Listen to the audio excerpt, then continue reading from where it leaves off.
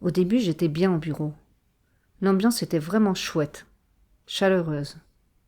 Mon boulot m'intéressait, j'apprenais plein de choses tout en étant reconnue pour mes compétences. Mais petit à petit, j'ai commencé à me sentir mal à l'aise. J'avais du mal à comprendre pourquoi. Et puis un jour, j'ai compris. Ça a commencé par des petits mots insidieux. Tenez, et vous penserez à remettre de l'encre dans l'imprimante, cette fois? Pourquoi cette fois? C'est toujours moi qui remplace l'encre de l'imprimante. Au quotidien, ça devenait difficile. À chaque fois qu'il venait vers moi, j'avais des sueurs froides. Systématiquement, il trouvait à redire sur mes comptes rendus, pas assez synthétiques ou trop synthétiques. Il relevait des problèmes de mise en page là où il n'y en avait pas. Bref, il y avait toujours un défaut. Comme ça faisait pas très longtemps que j'étais arrivée dans la boîte, je n'osais pas en parler autour de moi.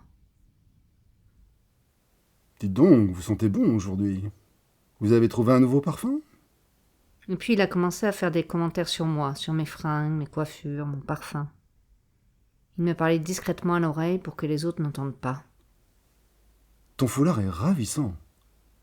Un peu panthère, comme ça, j'adore. Une vraie tigresse, hein. Petit à petit, il devenait tellement lourd, il n'y avait tellement plus de limites que j'ai craqué. Et j'en ai parlé à une collègue.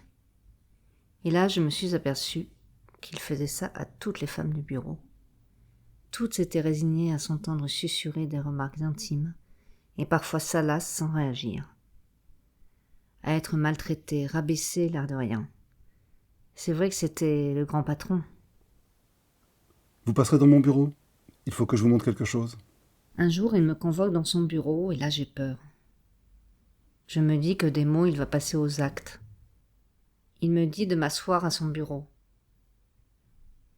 Derrière moi, il commence à s'approcher pour soi-disant me montrer un texte sur son écran. Et plus il se rapproche physiquement, plus je me liquéfie. Tout d'un coup, il me touche l'épaule avec sa main. Et là, c'est parti, d'un coup d'un seul. Je me lève et je lui fais une prise de judo. Parce que je ne vous ai pas tout dit, mais je suis ceinture noire de judo. Et donc je l'immobilise au sol, il est tétanisé. Ça fait un tel potin que les copines du bureau débarquent. Après un temps de silence, tout d'un coup, c'est le fou rire général. Là, sous les rires, je me relève, je me rhabille correctement et je sors du bureau sous les applaudissements. Depuis ce jour-là, il a arrêté tout comportement sexiste et agressif envers moi et envers toutes mes collègues. Pas peu fier.